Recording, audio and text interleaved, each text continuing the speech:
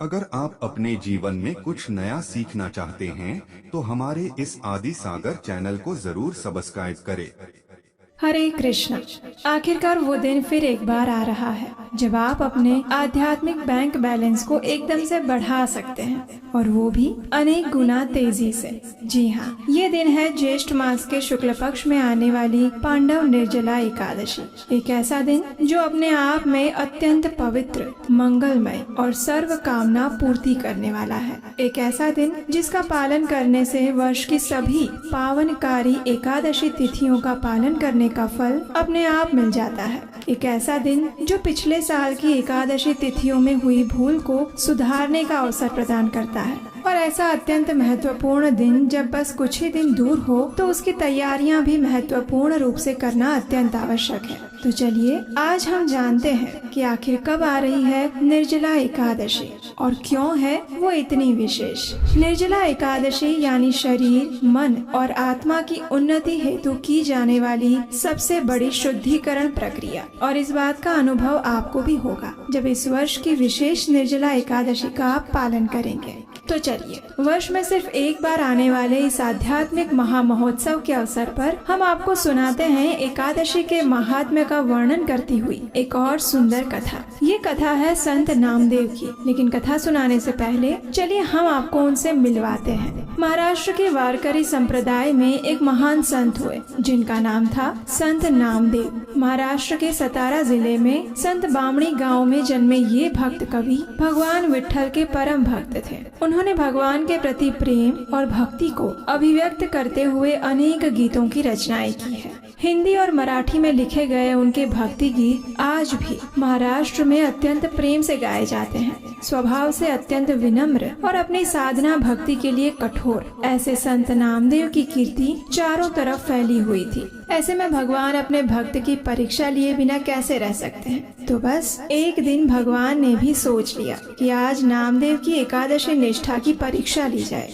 और आपको जानकर आश्चर्य होगा, लेकिन जब भगवान अपने भक्त की परीक्षा लेते हैं तो वे वास्तव में अपने उस भक्त की ख्याति को विश्व में बढ़ाना चाहते होते हैं। इसलिए वे ऐसी कोई स्थिति का निर्माण करते हैं जहां उनके भक्त का गुणगान और बढ़े। और ऐसी ही स्थिति उन्होंने नामदेव के लिए भी निर्माण की। एक समय एकादशी का दिन आया। हमेशा की तरह संत नामदेव भी अपने परिवार के साथ एकादशी व्रत का पालन कर रहे थे। वे अपने भजन में व्यस्त थे और उसी समय स्वयं भगवान श्री कृष्ण एक वृद्ध ब्राह्मण का रूप लेकर उनके पास आते हैं। आकर संत नामदेव से कहते हैं, अरे बेटा, मुझे कुछ खाने के लिए दे दे, इतने दिनों से भूखा हूँ, कुछ अन्न भोजन दे दे। इस वृद्ध ब्राह्मण को देखकर संत नामदेव को उन पर करुणा आ गई। उन्होंने कहा, आइए ब्राह्मण देव, पधारिए, लेकिन कृपया मुझे क्षमा करिए। आज एकादशी तिथि है, इसलिए मैं आपको अन्न तो नहीं दे पाऊंगा। हाँ, अगर आप फल, दूध इत्यादि लेना चाहें तो मैं अभी आपके लिए लेकर आता हूँ।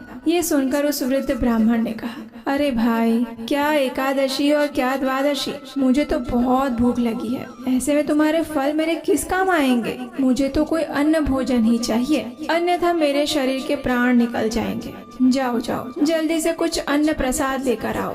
ब्राह्मण की हट सुनकर संत नामदेव ने कहा, मुझे क्षमा कीजिए ब्राह्मण देव, लेकिन आज के दिन आपको अन्न भोजन नहीं दे पाऊंगा, क्योंकि आज के दिन अन्न में पाप का वास होता है। इसलिए अन्न खाने वाले को भी और अन्न खिलाने वाले को भी ये पाप लगता है। इस प्रकार उस वृद्ध ब्राह्मण और संत नामदेव के बीच काफी बहस हो गई। आसपास के लोग इकट्ठे हो गए और अब संध्या होने वाली थी, लेकिन संत नामदेव अपनी एकादशी निष्ठा पर अटूट रहे। आसपास के लोग उन्हें समझाने लगे कि भाई, इस ब्राह्मण को भोजन दे दो, वरना अगर इसे कुछ हो गया तो तुम्हारे ऊपर ब्रह्म हत्या का पाप लग जाएगा। लेकिन संत नामदेव नहीं माने। आखिर दिन के चौथे प्रहर के अंत में क्रोध में आकर वह वृद्ध ब्राह्मण पैर फैलाकर जमीन पर लेट गए। ऐसा लग रहा था मानो बस उसके प्राण निकल रहे थे। अब देखिए, एक शुद्ध भक्त के भाव को बाहरी दुनिया के लोग कहाँ समझ पाते हैं। इसलिए आसपास के लोगों ने भी संत नामदेव के ऊपर ब्राह्मण हत्या का आरोप लगा दिया। और उन्हें समाज से बहिष्कृत कर दिया। लेकिन इन सभी बातों से संत नामदेव की एकादशी निष्ठा में कोई परिवर्तन नहीं आया। उन्होंने वो संपूर्ण रात्रि अपने नियम अनुसार भगवान हरि के नाम का जप और कीर्तन करते हुए जागरण किया। प्रातः काल अपने आप को तैयार करके उन्होंने एक चिता बनाई और उस ब्राह्मण के मृत शरीर को लेकर वे उस चिता में बैठ गए। उन्होंने सोचा कि जिस शरीर के द्वारा एक ब्राह्मण की हत्या हुई है, उस शरीर का नाश कर देना ही अच्छा होगा। और बस अब चिता प्रज्वलित होने ही वाली थी कि उसी समय भगवान श्री हरि अपने दिव्य स्वरूप में प्रकट हुए। उन्होंने संत नामदेव की एकादशी निष्ठा की प्रशंसा करते हुए कहा, हे नामदेव, तुम्हारी एकादशी निष्ठा देखकर मैं अत्यंत प्रसन्न हुआ हूँ। मैं तो केवल तुम्हारी परीक्षा ले रहा था। ऐसी व्रत निष्ठा मुझे अत्यंत आनंद प्रदान करती है। आज से तुम्हारे यशोगान में और वृद्धि होगी और आने वाले अनंत काल तक तुम्हारी एकादशी निष्ठा के गुण गाए जाएंगे। जब आसपास के लोगों ने ये दृश्य देखा तो वे संत नामदेव के चरणों में आकर गिर पड़े और अपने मूर्खतापूर्ण व्यवहार के लिए क्षमा याचना करने लगे। तो ये महत्व है आने वाली निर्जला एकादशी का।